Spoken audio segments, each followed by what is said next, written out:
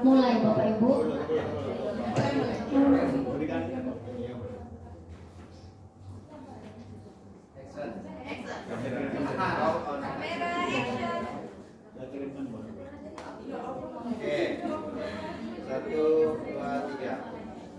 Baik, bismillahirrahmanirrahim. Sebelum saya membuka talkshow kami pada pagi hari ini, izinkan saya untuk berpantun, boleh Bapak Ibu? Boleh. Bantu cakep ya Bapak Ibu. Oke. Pergi ke pasar membeli ikan pari. Ikan segar di pagi hari. Selamat datang hadirin yang kami nanti. Mari selami the learning hari ini. Satu lagi. Nambung Pak. Jalan-jalan ke Brunei Darussalam. Jangan lupa balik lagi ke Indonesia. Saya ingin ucapkan salam. Mudah-mudahan yang menjawab masuk surga. Amin. Assalamualaikum warahmatullahi wabarakatuh. Selamat pagi, salam sejahtera untuk kita semua. Yang terhormat Bapak Cabang Dinas Pendidikan Wilayah 6 Tais, Pak Agus Salim MPD. Yang saya hormati Bapak Ibu Pasil Pembelajaran Mendalam, Bapak Ibu rekan guru yang selalu saya banggakan. Selamat datang di talkshow kami pada pagi hari ini. Terima kasih telah meluangkan waktunya untuk hadir di talkshow kami. Baik. Bapak Ibu guru yang hebat, hari ini kami akan berbincang-bincang di talkshow kami, yaitu menceritakan tentang transformasi yang luar biasa dari rekan guru kami yang mengangkat judul Guru itu bukanlah Google berjalan, kisah melepas jubah serba tahu di kelas selama mendapatkan pembelajaran mendalam di pelatihan ini. Kemudian senang sekali saya Dwi Febrianti dari SMP Negeri 21 Seluma. Saya moderator pada pagi hari ini yang akan memandu jalannya talkshow kita hari ini. Nah, narasumber pada pagi hari ini adalah guru-guru kami yang hebat, cantik-cantik semua di depan ini. Yang pertama narasumbernya itu adalah Ibu Betaria Sukma. Beliau adalah guru bahasa Inggris di SMP Negeri 21 Seluma. Kemudian narasumber yang kedua itu adalah Ibu Leksi. Ibu Leksi ini adalah guru IPA di SMP Negeri 21 Seluma. Selamat datang Ibu Beta dan Ibu Leksi. Apa kabarnya hari ini? Oke, luar biasa, sehat ya Ibu ya. Nah, judul yang kita akan angkat pada pagi hari ini itu sangatlah menarik, yaitu Google berjalan, jubah serba tahu. Nah, boleh sedikit diceritakan Ibu Beta dan Ibu Leksi sebelum Ibu Beta dan Ibu Leksi mengikuti pelatihan mendalam ini, bagaimana Ibu menerapkan pembelajaran di dalam kelasnya? Boleh dimulai dari Ibu Beta. Ya, baik ya Ibu Dwi. Sebelum saya mengikuti pelatihan pembelajaran mendalam ini ya, kenapa kita membuat jubah serba tahu? Jadi di dalam kelas itu guru itu harus serba tahu. Serba tahu, jadi siswa itu hanya menerima dari guru saja. Hanya menerima, kemudian saya juga bermindset bahwa di dalam kelas ini saya harus serba tahu, anak harus menerima apa yang saya jelaskan di dalam kelas, kemudian mereka bisa mendapatkan materi yang saya jelaskan, menjawab soal kemudian dengan baik, dengan benar. Itu menurut saya suatu kelas yang sangat sukses saat itu ya. Kenapa tidak sukses? Nilai siswa saya 100. Nah, seperti itu. Jadi siswa itu tidak ada keinginannya untuk belajar mencari tahu yang lain, tidak. Kenapa? Karena saya berpikiran bahwa saya ini sudah serba tahu di dalam kelas. Seperti itu. Ya. Kalau untuk Ibu Leksi sendiri, Bu? Baik ya Ibu Dwi. Sebelum saya mengenal atau saya mengikuti pelatihan pembelajaran mendalam ini, saya itu seorang guru yang merasa hebat sekali, merasa bangga kalau di dalam kelas itu saya menyampaikan materi itu. Kan saya ini IPA kebetulan, ada fisika, semuanya harus runtut rinci. Apa yang saya miliki saya sampaikan semuanya kepada murid saya. Jadi padahal dari dulu itu saya sudah tahu ya, ada guru itu sebagai fasilitator, tapi diri saya itu menyampaikan materi itu sebagai penceramah yang baik, menyampaikan apa yang saya pikirkan. Nah, entah kenapa dari dalam diri saya ini enggan berubah untuk menjadi seorang fasilitator itu, Bu. Ada rasa malas, ada rasa tidak ingin berubah, meninggalkan kenyamanan itu. Kemudian saya juga pernah berpikir kalau misalnya murid saya itu tidak akan paham dan tidak akan mengerti kalau bukan mulut saya ini yang menyampaikan materi itu. Seperti itu.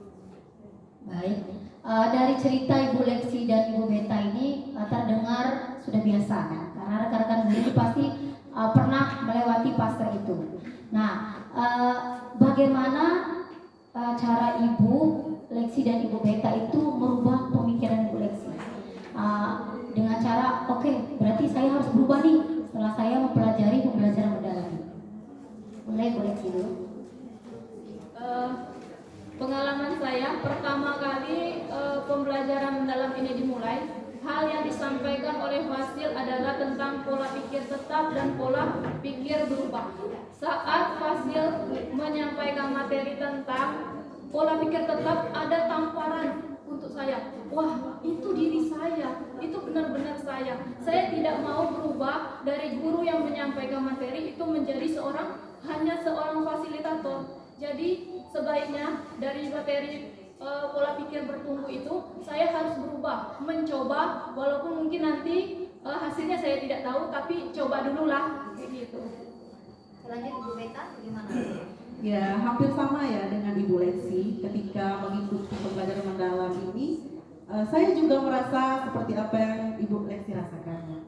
Ketika saya mendapatkan materi pola pikir itu, saya juga merasa bahwa saya sepertinya sangat mementingkan diri saya sendiri. Mindset saya itu, saya hanya merasa bahwa seorang guru itu harus serba tahu. Padahal tidak seperti itu kan. Sekarang itu guru adalah fasilitator. Kemudian saya juga merasa bahwa kenapa siswa-siswa saya itu sulit sekali ketika saya masuk ke dalam kelas. Ini kan belajar bahasa ya. Kalau belajar bahasa ini sering ada celetukan anak itu ketika kita baru bilang hello, good morning, seperti itu kan. Pasti ada yang nyeletuk seperti ini.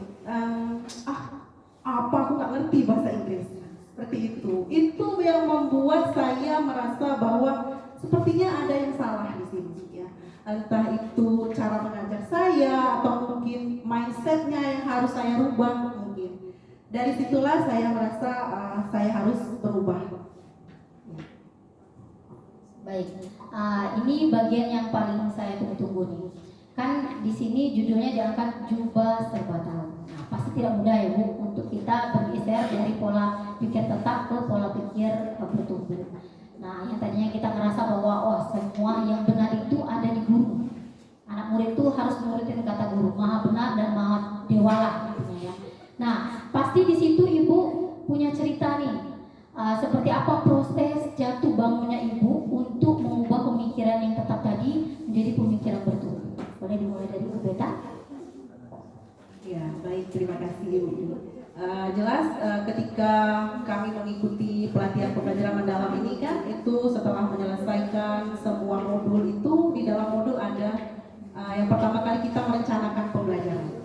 Nah, di sini saya mulai mencoba untuk merencanakan pembelajaran melalui pendekatan pembelajaran mendalam. Kemudian saya juga menggunakan strategi role play. Jadi kenapa saya pilih strategi itu? Karena menurut saya ketika saya mempelajarinya itu role play itu bagus untuk membuat siswa itu aktif berbicara. Kan kami ini adalah kelas bahasa ya. Jadi siswa itu harus aktif berbicara dalam bahasa Inggris ya. Jadi tidak harus mereka itu nilainya 100, tidak, tapi komunikasi itu penting ketika kita belajar bahasa. Disinilah saya mulai menerapkan semuanya. Dan tentu hasilnya ternyata belum seperti yang saya inginkan Bapak Ibu. Hasilnya itu masih ada anak yang mereka kebingungan ketika saya meminta mereka untuk role play. Ya, seperti itu. Kalau Ibu Lexi sendiri Bu, boleh diceritakan? Ya, sama seperti Ibu Beta tadi, hal pertama yang saya lakukan adalah merancang pembelajaran dengan pendekatan pembelajaran mendalam ya. Tapi saya ingin merubah posisi saya. Posisi saya ini kan sebagai penyampai materi. Jadi saya ingin dengan bantuan media berupa video, anak itu bisa menyerap informasi sendiri dari video itu, Bu. Bukan saya lagi yang menyampaikan, tapi dari video mereka tahu seperti itu. Berarti cerita dari Bu Lexi dan Bu Beta tadi ada beberapa kegagalan pada saat Ibu Beta dan Bu Lexi melakukan perubahan di dalam pembelajarannya. Nah, lalu apa yang Ibu Lexi dan Ibu Beta lakukan setelah kegagalan itu? Apakah stop sampai sini atau bagaimana? Boleh Ibu Lexi? Pertama, saya kan memakai video nih. Anak itu saat menonton video, mereka itu menonton, tapi pandangannya itu kosong, pikirannya tuh entah melayang-layang kemana saya juga nggak tahu, entah di dalam kelas, entah di luar kelas, saya juga nggak tahu. Jadi itu merupakan sebuah kegagalan bagi saya. Saya berpikir, saya berintrospeksi diri dan saya melakukan refleksi apa yang salah dengan video ini atau rancangan pembelajaran yang saya buat. Kemudian saya berpikir lagi begini, bagaimana jika saya itu menerapkan pembelajaran ini dengan sesuai dengan Gen Z. Saya tetap menampilkan video tapi menggunakan media lain. Saya juga membuat LKPD yang nanti mereka selesaikan kalau mereka sudah menyimak video itu. Jadi mereka harus menonton dan melihat video itu supaya bisa mengisinya. Kemudian saya juga menggunakan word wall di mana mereka nanti harus mengisi word wall itu secara bergantian. Jadi mereka harus menyimak sendiri-sendiri supaya tahu. Dan di word wall ini kan mereka suka nih bagian yang yang ada digitalisasi. Anak-anak sekarang kan suka yang bermain. Nah, word wall ini kebetulan game untuk bermain bagi anak. Mungkin di situ mereka merasa sedikit gembira. Jadi mulai sedikit-sedikit mengikuti pola saya anak-anak saya. Ya. Ketika saya menerapkan semua yang sudah saya pelajari, kemudian saya mencoba untuk menerapkan pembelajaran mendalam melalui strategi role play, ternyata itu tidak berhasil. Maksudnya belum berhasil ya. Belum maksimal seperti apa yang saya inginkan. Jadi ketika itu tidak berhasil, tentunya kita sebagai guru, saya saat itu merasa bahwa agak panik ya. Kenapa setelah saya menyampaikan seperti apa yang saya pelajari, saya sudah menggunakan semuanya, menggunakan teknik-teknik role play, kemudian saya juga menggunakan media pembelajaran, saya tayangkan video juga, tetapi tidak maksimal hasilnya. Kemudian saya juga berpikir bahwa apa saya kembali saja ya, seperti di awal, saya kasih jalan tugas, kemudian mereka mengerjakan, yang penting nilainya 100. Seperti itu ya. Tetapi saya ingat bahwa di dalam pembelajaran mendalam itu kita juga harus selalu berefleksi ya. Bukan kita dengan murid saja, tapi kita sebagai guru juga harus berefleksi. Jadi saya mulai merefleksikan diri saya, kemudian saya berefleksi hasil pembelajaran saya, itu bagaimana, apa yang salah dan apa yang kurang. Kemudian saya terapkan lagi, ternyata di pembelajaran saya itu instruksi saya itu terlalu luas, terlalu jauh untuk anak-anak yang baru mulai belajar. Ibarat kata ini ketika mereka baru bisa merangkak, tapi sudah saya suruh untuk berlari, ya seperti itu. Nah akhirnya saya mencoba untuk mulai mempelajari belajar, kemudian mengajari anak-anak dengan melalui step by step, sedikit demi sedikit. Kemudian saya juga mempraktekkan di depan cara berbicaranya. Akhirnya alhamdulillah anak-anak itu bisa mengikuti saya sedikit demi sedikit. Luar biasa sekali ya Ibu Beta. Nah, dari kegagalan justru ada pembelajaran baru. Nah, setelah melewati jatuh bangunnya proses pembelajaran yang yang Ibu benahi, nah kira-kira kebaikan apa nih yang terlihat dengan jelas oleh oleh Ibu Beta dan Ibu Lexi setelah menerapkan pembelajaran mendalam ini? Mulai dari Ibu Beta. Baik, terima kasih Bu Dwi. Apa yang dihasilkan dari pembelajaran ini ya? Yang jelas, yang saya rasakan dan saya sangat bahagia itu kelas saya menjadi kelas yang ribut. Ya, ribut. Di sini ribut artinya yang sangat positif dan produktif. Yang tadinya kelas hanya hening saja menerima materi dari saya, kemudian mengerjakan tugas. Akhirnya mereka bisa ribut dengan artian kata mereka aktif berbicara, dan yang sangat membuat saya sangat terharu itu ketika ada siswa yang memang benar-benar tidak berani untuk mengungkapkan kata dalam bahasa Inggris. Mereka sudah mulai mau mencoba untuk mengungkapkan kata dalam bahasa Inggris. Jadi itu menurut saya suatu pencapaian yang luar biasa bagi saya. Kalau Ibu Lexi sendiri, Bu? Kalau untuk saya sendiri ada dua hal yang sangat membuat saya senang, membuat saya bahagia, terutama dari diri saya sendiri, ya. Saya merasa bangga akhirnya saya bisa mencoba menjadi seorang fasilitator ini, bukan menjadi seorang penyampai materi lagi. Jadi sedikit-sedikit saya sudah bisa merancang pembelajaran mendalam dengan menjadi seorang fasilitator. Dan dari segi murid saya, walaupun murid saya itu belum bisa menyimak atau menerima informasi semuanya dari video itu, tapi mereka sudah mulai mau menyimak. Itu bagi saya sudah luar biasa ya. Walaupun mereka belum terlalu paham, belum terlalu mengerti, asal mereka sudah memperhatikan, sudah melihat dengan seksama, itu sudah membanggakan buat saya.